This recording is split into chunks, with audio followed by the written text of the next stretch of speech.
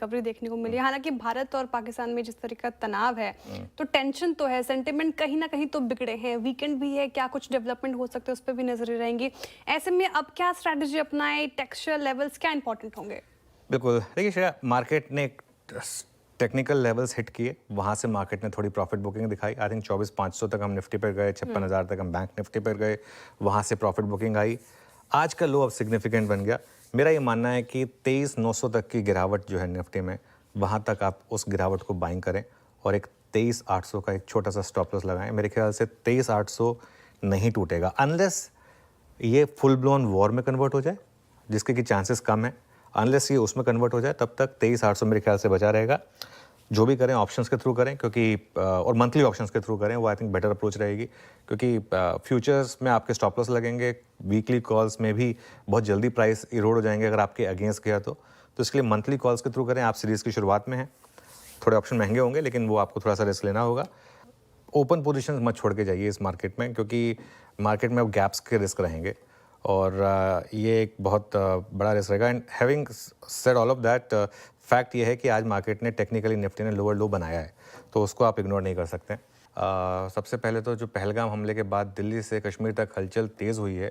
Army chief Upendra Dwivedi Jammu के दौरे पर हैं, उन्होंने लेफ्टिनेंट गवर्नर मनोज सिन्हा से भी मुलाकात की है। उधर नेता विपक्ष राहुल गांधी भी कश्मीर पहुंच गए हैं। इधर दिल्ली में आज प्रधानमंत्री मोदी और गृह मंत्री अमित शाह के बीच भी एक बैठक होने वाली है। इन सब पर बातचीत करने के लिए हमारे साथ लक्ष्मण रॉय जुड़े हैं और साथ ही हमारे साथ ऑफकोर्स नीलेश शाह भी हैं मार्केट पर बात करने के लिए। तो गुड आफ्टरनून नीलेश भाई, कैसे देखें इस जो एक नया रिस्क मार्केट के लिए ओपन हुआ, इसको रिस्क माना जाए या फिर आपको लगता है कि market will take it in stride, 1-2 दिन के बाद बस मार्केट मूव ऑन करेगी? अनुज भाई, हमने कभी युद्ध देखा नहीं है एक्सेप्ट कारगिल, और कारगिल एक लिमिटेड कॉन्फ्लिक्ट था। हमने एलओसी क्रॉस नहीं की और पाकिस्तान ने अपने सैन्यों को बचाने के लिए, अपने सैनिकों को बचाने के लिए कोई जरूरत नहीं की। अगर हम उस समय काल को देखें तो तकरीबन मार्च के महीने में निफ्टी थी 1090 के आसपास, और जैसे जैसे कॉन्फ्लिक्ट के आसार बनने लगे, हवा बनने लगी, मार्केट ने 15% करेक्शन दिया। बट जिस दिन युद्ध चालू हुआ कारगिल का, तब मार्केट ने रिकवरी कर ली थी 7-8% की, और तकरीबन 1000 की निफ्टी थी।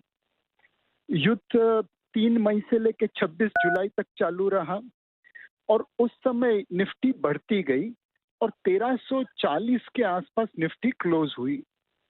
तो मेरे हिसाब से कुछ उसी तरह इस बार भी माहौल बनेगा। युद्ध की आशंका मार्केट को नीचे लाएगी और जब लगेगा कि ये कॉन्फ्लिक्ट लिमिटेड है, इसका निराकरण हो सकता है, तब मार्केट रिकवरी दिखाएगा। ये हमारा पिछला अनुभव है, उसी की बदौलत हम ये कह सकते हैं। तो नीलेश भाई, इसका मतलब बेसिकली आप ये कह रहे हैं कि हर डिक्लाइन पर बेसिकली इस मार्केट में आप अपनी पोजीशन को जोड़ें या फिर स्ट्रैटेजी कुछ और होगी या रणनीति कुछ और होगी? तो अनुज भाई, आपको भी पता है, मुझे भी पता है कि युद्ध कैसे मोड़ लेता है वो कहना मुश्किल है। इतिहास ये गवाही देता है कि 2 न्यूक्लियर आर्म नेशन आज तक लड़ाई करने निकले नहीं हैं। हर घटना पहली बार होती है, बट अब तक तो 2 न्यूक्लियर आर्म नेशन युद्ध करने के लिए नहीं निकले हैं। तो दोनों के पास बहुत इंसेंटिव है न लड़ाई लड़ने का। दूसरी चीज है, तो मैं यही कहूंगा कि आप अपने असेट एलोकेशन के धर्म का पालन करिए। युद्ध होगा नहीं होगा ये कहना बहुत मुश्किल है। मे भी लक्ष्मण भाई हमें आगाह कर पाएंगे कि दिल्ली में क्या हो रहा है। बट अगर युद्ध होता है और वो लिमिटेड कन्फ्लिक्ट है कारगिल की तरह, तो मेरे हिसाब से हर करेक्शन एक बाइंग अपॉर्चुनिटी है, और जैसे युद्ध की आशंकाएं खत्म होगी वैसे मार्केट में आपको रिकवरी दिखेगी। लक्ष्मण जी, थोड़ा बताइए कि इस वक्त दिल्ली में गतिविधि चल कैसी रही है?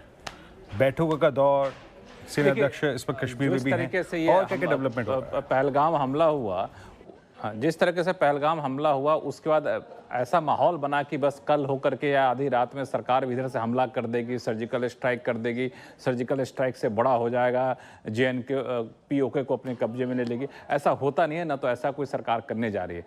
सरकार बहुत ठंडे दिमाग से सारे पहलुओं को गौर कर रही है और पहले दौर का अटैक आपने देखा जिसको पाकिस्तान को कहना पड़ा कि अगर पानी रोकेंगे तो ये वॉर के सिचुएशन में होगा। अभी स्थिति ये है कि दिल्ली में कुछ ही देर बाद प्रधानमंत्री बैठक करने वाले हैं।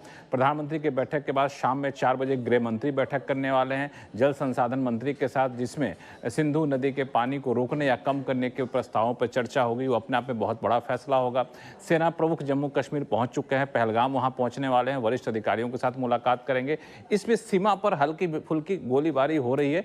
जो मैंने लोगों से पूछा, बोला कि ये कई बार अक्सर होता है, लेकिन ऐसा नहीं कोई मोटार दाग रहा है, कोई रॉकेट दाग रहा है, ऐसा नहीं है। हल्की फुल्की गोलाबारी हो रही है जो तनावपूर्ण माहौल बना हुआ है। अगर आप कहें कि आखिर कब तक कोई बड़ी कार्रवाई, बिल्कुल सर्जिकल स्ट्राइक, बालाकोट हमले से ज़्यादा बड़ी कार्रवाई की तैयारी है। सरकार ऐसा करेगी और काफ़ी सोच समझ के करेगी। थोड़ा सा आपको एक इंसिडेंट बता दूं कि सर्जिकल स्ट्राइक जो है, आपको याद होगा कि 11 दिन बाद हुआ था। बालाकोट हमला 12 दिन बाद हुआ था। उरी हमला 18 सितंबर को हुआ था, तो सर्जिकल स्ट्राइक 19 सितंबर को हुआ था, ठीक है, 11 दिन बाद। पुलवामा हमला 14 फरवरी को हुआ था, तो ऑपरेशन बालाकोट 26 फरवरी को हुआ था। तो वो 11-12 दिन का अंतर तो पहले भी रहा है, अभी तो 2-3 दिन ही हुए हैं, तो थोड़ा सा इंतजार करिए। लेकिन जैसा कि नीलेश जी ने कहा कि वो बहुत ही लिमिटेड होगा, ऐसा नहीं कि बिल्कुल हमला कर देंगे पाकिस्तान पर, दोनों देशों के बीच युद्ध हो जाएगा, इसकी संभावना बहुत कम है। एक चीज़ हमको ध्यान रखनी होगी कि भारत और पाकिस्तान दोनों न्यूक्लियर देश हैं और शायद ये फुल ब्लोन वॉर में ना कन्वर्ट हो। एक कहीं ना कहीं, हालांकि हम सब चाहते हैं कि इस घटना का पूरा हिसाब चुकाया जाए और अच्छे से चुकाया जाए, पूरा बदला लिया जाए, ये हम सब चाहते हैं। लेकिन वो किस तरीके से होगा, आई थिंक हमारी आर्मी, हमारी गवर्नमेंट, आई थिंक ये मिलकर डिसाइड करेंगे और उन्हीं पे छोड़ देना चाहिए। मैं आई थिंक हमारे आजकल काफ़ी व्हाट्सएप ग्रुप में काफ़ी जो योद्धाओं को देखता हूँ मैं मुझे लगता है कि वो जो सरकार बैठी है और जो आर्मी बैठी है उन्हीं को काम करने दिया जाए। जब 500 पॉइंट की गिरावट निफ्टी में आपको टॉप से दिखे और 1000 पॉइंट बैंक निफ्टी टॉप से घटे 55,200 से 54,200 की तक, तो इसका मतलब ये कि फिर एक कारण तो नहीं होगा, मल्टीपल रीजंस होंगे, बराबर ना, एक से ज़्यादा ही होंगे। तो सबसे ज़्यादा जो अलग अलग कारण है, मैं एक बार आपके सामने जल्दी से लिस्ट कर दूंगा। नंबर 1, भारत और पाकिस्तान के बीच में जो तनाव बढ़ने का डर है, उसके चलते लोग अब है ना कि देखो सब अपने अपने हिसाब से अनुमान लगाते हैं। जनरल न्यूज़ चैनल देखने वाले ये सोचेंगे अब भारत क्या करेगा, कितना करेगा, पाकिस्तान क्या करेगा, अभी तक ये हुआ है, अभी इसको निकाला है, ये पानी बंद किया है, नेक्स्ट ये उन्होंने एरोस्पेस बंद की, ये वो सब टॉक ऑफ टाउन है और होगी भी। इतनी बड़ी चीज़ है तो नेचुरली मार्केट का अपना तरीका है। तो थोड़ा सा जब भी वॉर वाली सिचुएशन होती है तो थोड़ा सा लोगों को लगा, अच्छा सबसे बड़ी बात, एक तरफा तेजी पहले से हो चुकी है, तो लोगों को लगता है कि यार बड़ी तेजी हुई तो थोड़ा ठीक है, शांति रखो। एक ये तनाव बढ़ने की खबर है जिसने थोड़ा सा बाजार को नर्वस, सतर्क, सावधान किया। ऐसा टूटे गिरे और परेशान हो गए वैसा नहीं है, न तो वॉर हुआ है, न आगे क्या होगा भगवान जाने, बट ऐसा बहुत सावधानी वाला मामला ज़्यादा है, डर कम है। ठीक है, पहली चीज। दूसरा, वीकेंड के पहले इसीलिए पोजीशन कम करने में लोग लगे हैं, तेजी मंदी दोनों ही तरफ, क्योंकि मंदी वाले भी सोचते हैं कि अगर कुछ नहीं हुआ या कुछ ऐसा चीज आ गई, कुछ हो गया, तो हो सकता है गैप से भी आप खुल जाए। वीकेंड सेशन में वैसे ही आमतौर पर भी लोग पोजीशन कम ही रखना चाहते हैं, ऐसे माहौल में लॉन्ग पोजीशन तो और भी कम करना चाहते हैं, पहली चीज। तीसरी चीज, कल एक्सपायरी के साथ शॉर्ट कवरिंग तो हो गई, शॉर्ट कवरिंग एक्सपायरी के साथ खत्म हो गई। आज फ्रेश शॉर्ट तो है नहीं जो कवर हो, जो लॉन्ग पोजीशन आगे रोल ओवर हुई है वही आपकी घट रही है। तो या तो शॉर्ट वाली पोजीशन घटे या लॉन्ग वाली घटे, तो आज शॉर्ट वाली है नहीं, लॉन्ग वाली ज्यादा है, तो इसलिए वो घटती हुई दिख रही है। चौथा, एफआईएस की खरीदारी धीमी पड़ने के संबंध में मैंने आपको कल भी कहा था, आज भी मैंने सुबह कहा कि 8,500 के खरीदारी को देख के खुश मत हो जाइए। इसमें एक्सपायरी के एडजस्टमेंट, अगर 8,250 की खरीदारी नेट ऐसे होती तो निफ्टी बैंक निफ्टी पूरे दिन भर कल लाल निशान में नहीं रहते। करेक्ट। सो इसका मतलब क्लियर कट है कि थोड़ा सा खरीदारी धीमे पड़े, सेलिंग नहीं है, 7 दिन लगातार खरीदा है, लेकिन 8वें दिन आज नहीं दिख रहा कि खरीदा है, धीमी पड़ने की संकेत है।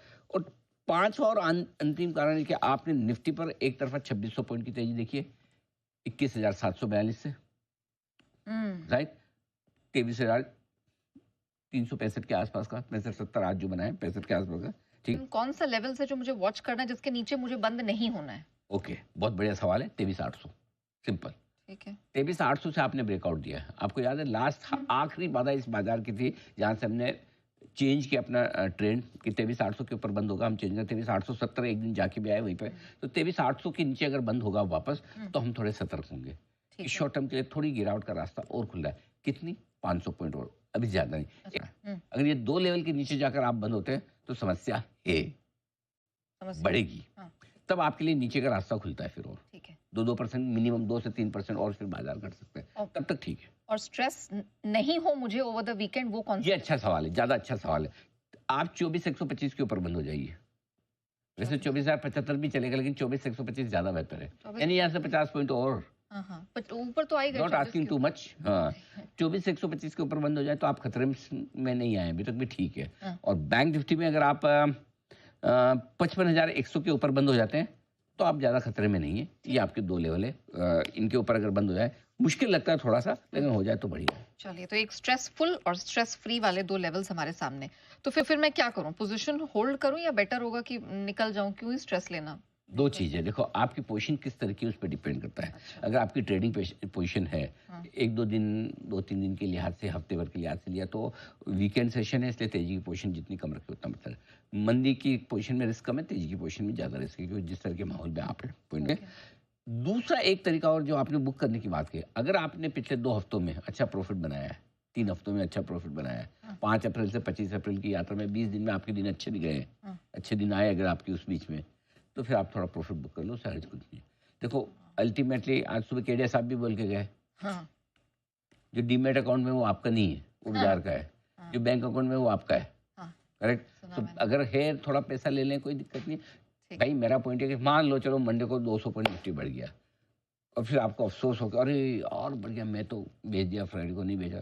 तो भाई साहब, इस तरह के माहौल में जहाँ आपको अपनी लॉन्ग पोजीशन रखने में डर लग रहा कि मैं रखूं या नहीं रखूं, कोई दूसरा आदमी आके खरीद रहा है जो नई पोजीशन बना रहा है, उसकी भी तो हिम्मत देखो। सही बात है, ऐसे में तो अफसोस वो जितनी हिम्मत कर रहा है, रिस्क ले रहा है, तो उसको भी तो पैसा बनना चाहिए। सारी दुनिया का धन अपने को ही चाहिए।